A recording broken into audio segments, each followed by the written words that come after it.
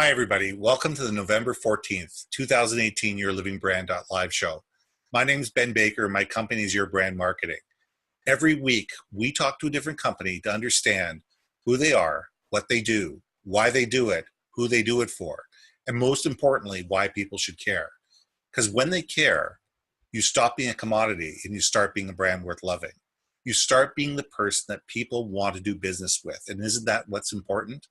Now, this week, we have Sarah Crawford coming to you live from the East Coast. Now, Sarah is a special friend of mine. She's actually my web designer. She's full of energy. She's a lot of fun. And she's got some great information. So sit back, enjoy the show, and I'll be back when we're done. Sarah, it is great seeing you today. How are you today, my dear? I'm so good. How are you? Excellent. Excellent. It is nice that you were able to make some time and get away from the computer. You know, you are always busy. Lately, it's a good thing. This is a good thing. This is a very good thing, especially when you're taking care of my account. So, you know, I really appreciate when you're taking care of my account. I'm sorry, nobody can bother Sarah. She's taking care of me right now. I do try to do that, but it's difficult sometimes. And you do. I know. I'm high maintenance. I fully admit it. I'm high maintenance. I try my best, but you know what? These things happen. You know? No, you're not high maintenance. You're a train of thought person. Here's the thing. No. Here's another thing. That's not high maintenance. I am definitely a train of thought, and this is why. You know what? This is where it goes. So you know, I just wait for all your emails to come in. That's probably the best thing to do. You wait for all my emails to come in, then we do some work. All right. At least I'm trainable. You know, I'm trainable. So, you know, that's a good thing. So for people who don't know, this show is all about how do you add value? You know, how do you go out there and, you know, who are you valuable to? What, you know, why do they find you special? So tell me the story. Tell me the story of how did Sparkwood start? You know, what are the type of things that you do? Who do you do it for? And more importantly, why do they keep coming back to you year after year? Such a big question. I know. That was like question one, sub-question, sub-question, sub-question. But that's me. You know that I'm a sub-question type of guy. I love it. Okay. So I got started in marketing many, many years ago. I did the corporate marketing for a loan like a home loan company. Mm-hmm. And I decided to just quit and figure out something else to do. So when I quit and started picking up more practical skills, I started building websites and writing for companies and basically picking up any practical skill I could find. I ended up making really good friends with a public speaker. Mm-hmm. So she's this amazing consultant, public speaker, TEDx talker. And she's like, hey, will you build a website? And I was like, sure. I don't understand what I'm doing yet, so I'd love a chance to try. I loved building her website. And when I was done, she had lots of other speakers who were like, who built your website? Can they help me? So it naturally started kind of taking off from there. And all of a sudden I was like, oh, I've got an audience. Right. I didn't mean to.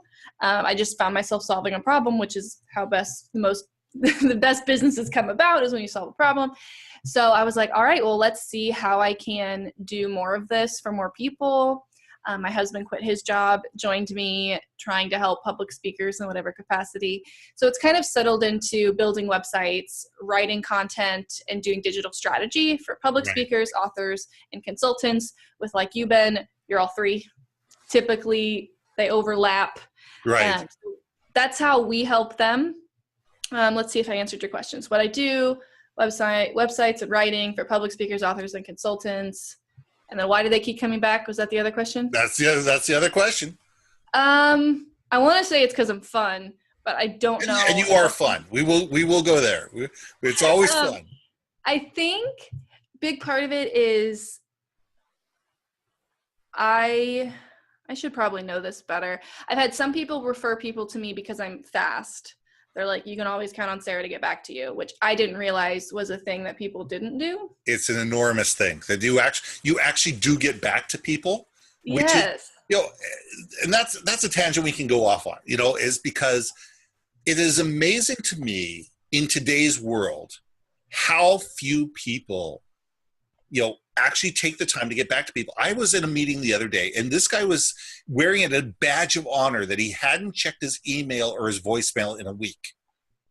He was at the office, and his attitude was, you know what? If people really want me, they'll call me back. And, God. and you look at this, and this is a guy that, he works for a big company and he has an important job. And his attitude is that, you know what, I'm too busy. And if people want me, they'll call me back. And, the question is, I never understood that attitude. I don't know about you, but I've never understood that attitude of that, I'm too busy to get back to people, because that's what we're all in business for. We're all in business for somebody, to help somebody, whether we work for ourselves, whether we work for somebody else. We're all in business, doesn't matter what you do, to help solve somebody else's problem. Preach. And I'm recently trying to do a better job of protecting my time, because Yes. I was spending I wasn't getting anything done. So I recently kind of put together I don't typically respond to emails before noon. Most people don't care. They're like, okay, that's fine. And you can send me emails whenever you want. I don't typically respond in the evenings, but I do also make sure, if you're having a problem though, you can text me. Right. If something is urgent, I want to make sure people always have a way to reach me, while also keeping my husband from hating my cell phone, because So I've just been amazed at people who filled out a contact form, and then I emailed them within, I think it was they filled it out at night. I responded the next morning and they were like, what? And I was like, who is this woman? I think she got back to me. Just responding has set me apart. Yes, it has. And the next thing is I try so hard to honor who the people are and what their business goals are. Right. To make sure that everything I'm doing reflects them and not just me. I'm not trying to make the coolest website ever, just have that in my portfolio. I'm not running an operation where I'm just pushing people through. I do all the work myself. All the creative work is done by me. I'm not passing you off to anybody, which some people worry about, scalability, but don't worry, I've got solutions. But I found that, having that personal touch really makes people feel taken care of. Absolutely. And that's the important thing. I mean, to go back to one thing, and then I'll fast forward again, is that setting expectations with your clients. Mm-hmm. And that's huge. You're right. You don't need to be available 24/7, 365. But your clients have to know that, if Sarah says or Ben says that they're going to call me back in 8 hours, they're going to call me back within 8 hours. If there has to be a level of service. And it's a matter of creating that level of service and that understanding, and then living up to it. And I think and I found my biggest mistake was I'd get an email, and I've gotten better. I'd get an email and be like, okay, I'm going to work on this afternoon. And so then 5 hours later, they're like, did you get this? And so now I just send them back an email. Got this. I'll get back. I'm getting on this afternoon. Just that one sentence. And it's appreciated. It is so much appreciated. It seems to me I, for a long time, thought that if I replied to an email, it needed to be with, it's done. No.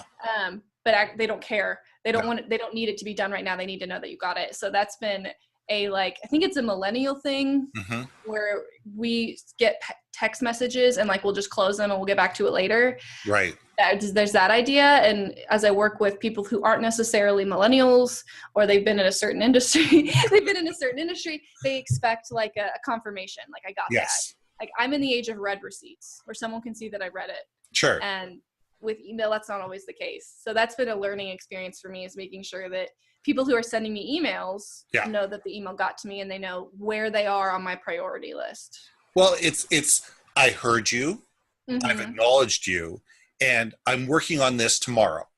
Yes. And if there's a problem, I'll get back in touch with you and say, I'm running into a problem. Can you do this today? And you can say yes or no. But at least I know that, okay, you're in the queue for tomorrow. Yes. You're in the queue. I'll get back to you. Is it okay if I get back to you tomorrow about this? It's going to take me 3 days to get this information. Is that soon enough?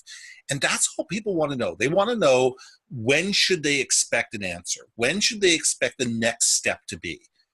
And if you can't get it done by that point, you're calling them ahead of time, or you're letting them know ahead of time, listen, I've run into problems. I'm working on it. This is what it is. It's going to take a little bit longer. Are you okay with that?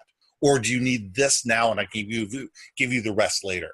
And it's all about setting expectations, and it's all about levels of service and being responsive to your clients.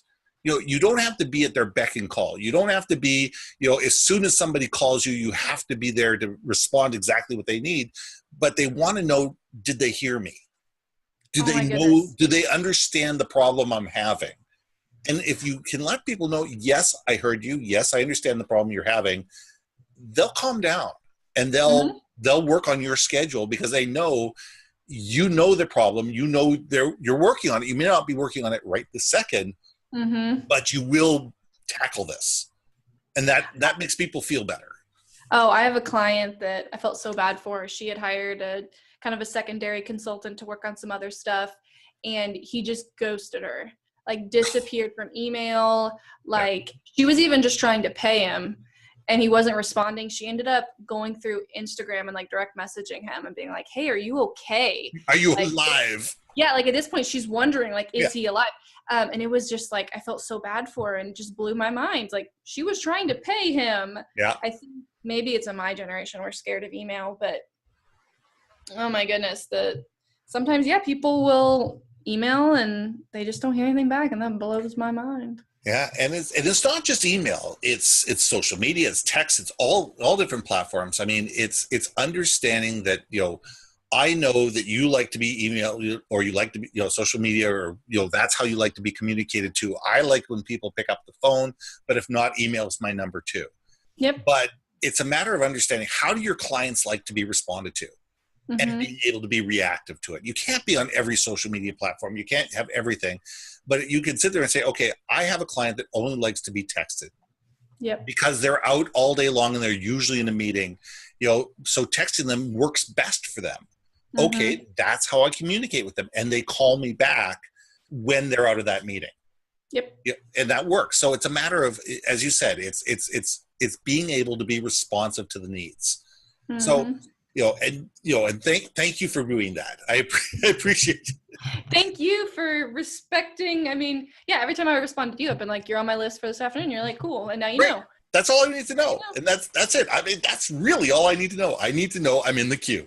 Okay. Unfortunately, Ben, there's a few people who had to deal with me not knowing to do that. Yeah. I had one lady that was like, hey, I don't want to bug you, but like, did you get that? And I was like, crap. So there's people that didn't get the best part of me, but they taught me. So now you get the best part of me. So I get the better part. Okay.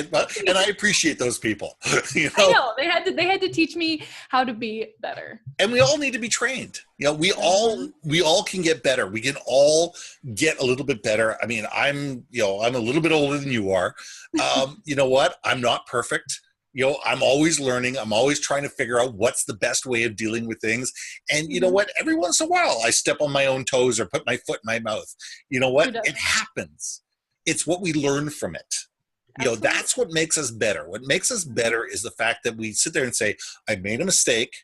I'm sorry. I apologize. How can we fix this? Absolutely. And that's what everyone expects is if we stopped throwing the blame somewhere else, if we stopped, always looking for where to point a finger and sit there and say, you know what, I'm owning up to this. I may not be 100% to blame, but you know what, this is my responsibility. The buck is going to stop here.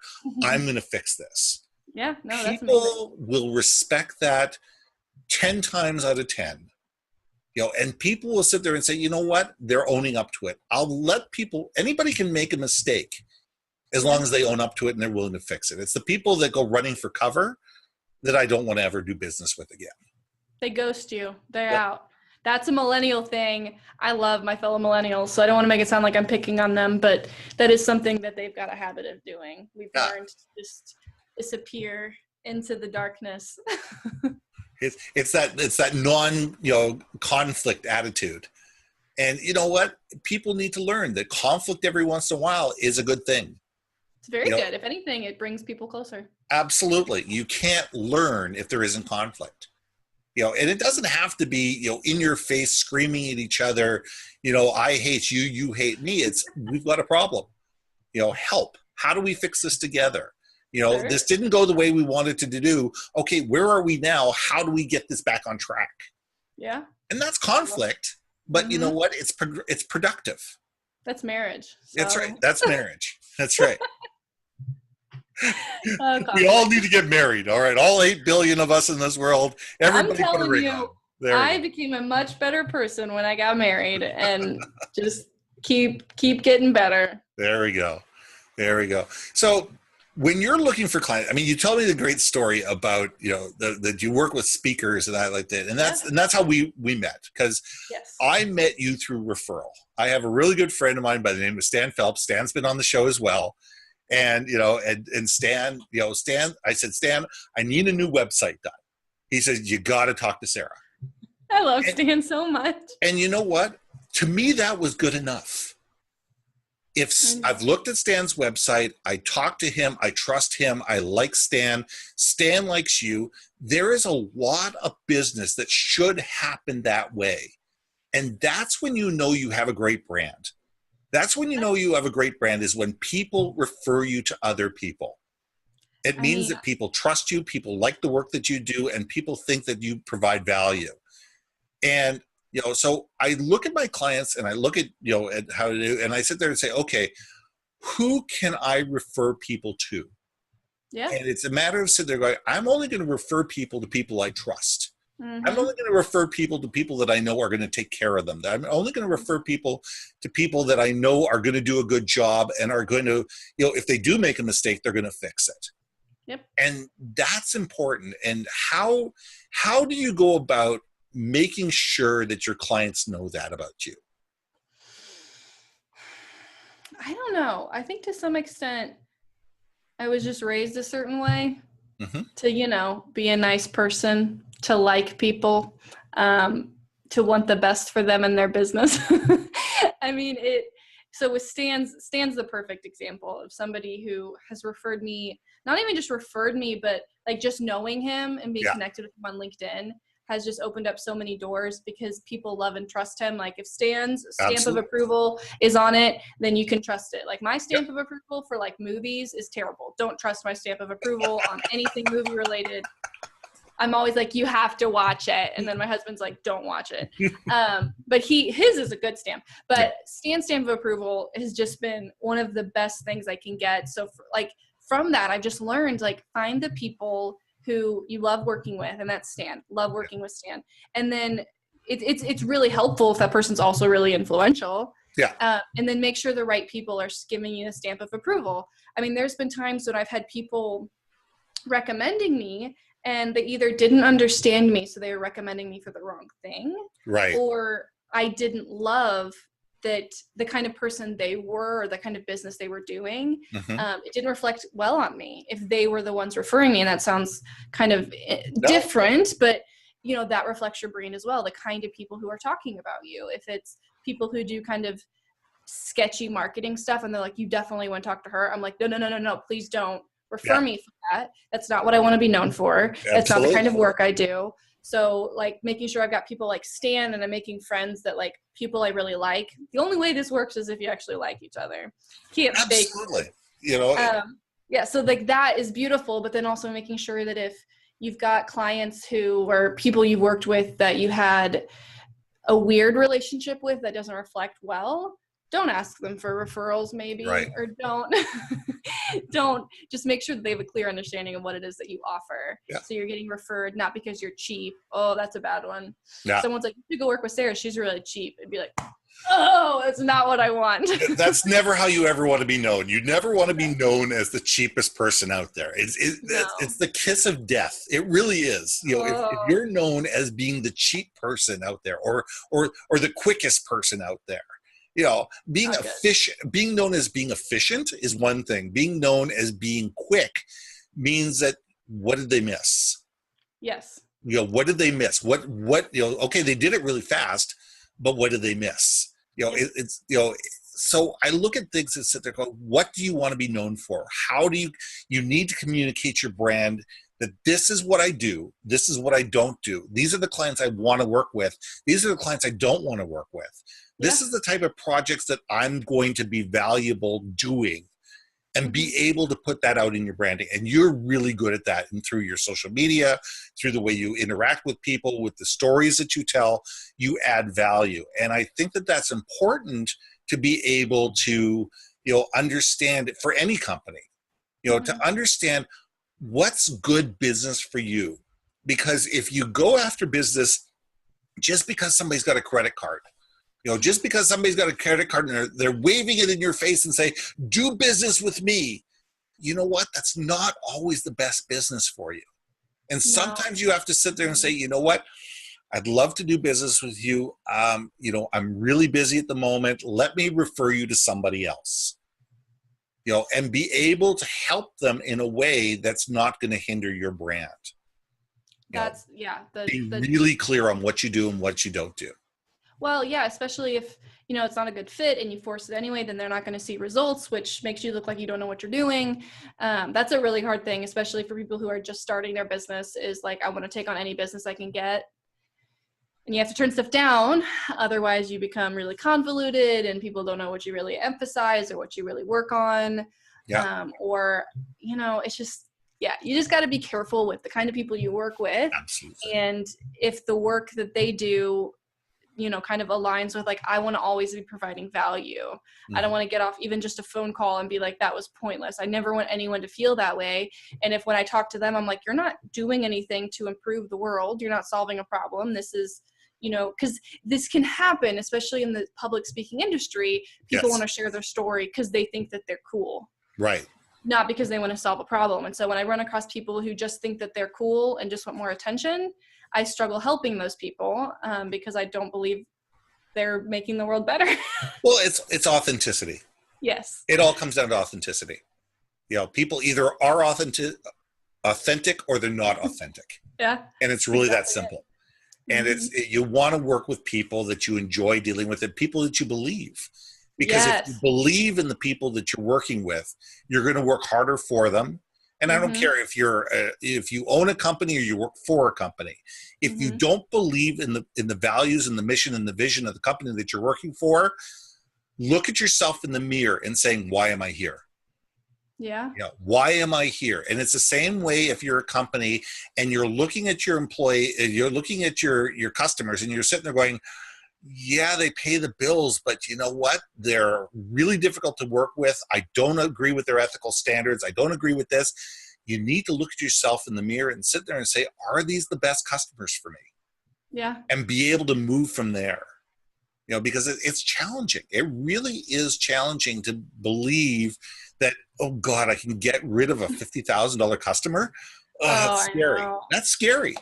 And I've done it. You know, I've done it. And it's a scary place to be. But sometimes you have to do it because they're not doing you any service to your brand and they're not helping you move the needle. Yep. So I got one last question for you. I mean, you've been great. Let's ask you one last question and send you on your way. One more. And that is, and this is a question I ask everybody. Okay. When you get on get away from a meeting and you either turn off the monitor or get out of the car and head for home, what's the thing you want people to think about you when you're not in the room? What do they want people to know about Sarah Jo and think about you when you're not there to defend yourself? I wasn't actually sure about this until the other day when I was at Sam's Club. Do you guys have Sam's Club up there? We have Walmart, but okay. Okay, Sam's Club. Yeah. I was at Sam's Club getting tires put on my car, and a really nice gentleman came up and he was like, "Are you Sarah Jo Crawford?" And I was like, "Yes." And he was like, "You don't know me, but I follow you on LinkedIn." And I turned to my husband and I was like, "This is how it starts. I'm going to be famous." But I'm not. That was a joke. What was kind of interesting to realize is that he felt comfortable coming up to me. That's neat. And that's when I was like, that is what people think of me. He goes, "You just really look like you're having fun." Mm-hmm. And I was like, that is what I want people to remember when I leave. Like, she was clearly having fun. And she made me feel comfortable to come up and introduce myself. She made me feel comfortable to also have fun. Right. So that's kind of where I found myself. Like, I get a lot of comments on my energy and I'm like, cool. That is something that when I leave, I want people to be talking about. I don't care if they think I'm the smartest. Definitely not. I don't care if they think I'm the most tactful, because that's definitely also not happening. But if they think I feel comfortable being myself because she's comfortable being herself, then I feel like I've won. That's great. You know what? Be you. As I said, you can't be anybody else, so you might as well be you. I really can't. I've tried to not be me, and it is exhausting. Oh, it is. It's totally exhausting. So you might as well be you. You wrap your arms around yourself, give yourself a hug, because you know what? This is who I am. Exactly. So enjoy it, be proud of it, and you know what? Embrace it for the world, because you know what? There's people that are going to walk up to you in Sam's Club while you're getting your tires fixed and say, I like Sarah Jo Crawford. So I was like, is Ellen DeGeneres going to call soon? How does this work? That's Am I right. famous And now? you get a car, and you get a car. It was an interesting experience. I doubt that happens again, but yeah, it's kind of fun to see how you present yourself can make other people feel. Yeah. And if you make them feel good, your business prospers. It's great that it all works together.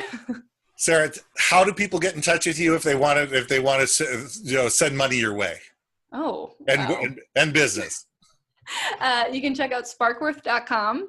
You can set up a call with me there, or you can email me at sarah@sparkworth.com. And to be clear, it's Spark Worth as in worth your time. I love it. Sarah, sit back in the green room, enjoy yourself for a minute. I'm just going to say goodbye to everybody. Thank you for being here. It's been a pleasure. It was great having Sarah on the show today. My name is Ben Baker, and my company is Your Brand Marketing. Now, 9 to 5, Monday to Friday, we do keynotes, we consult, and we provide workshops on brand, message, market, vision, and value. We want to help tell the story of your brand. We want people to understand why you're valuable, why people should trust you, and why they should do business with you. But every Wednesday at 10 o'clock on the West Coast, this is the YourLivingBrand.live show. Come visit us next week. We'd love to have you here.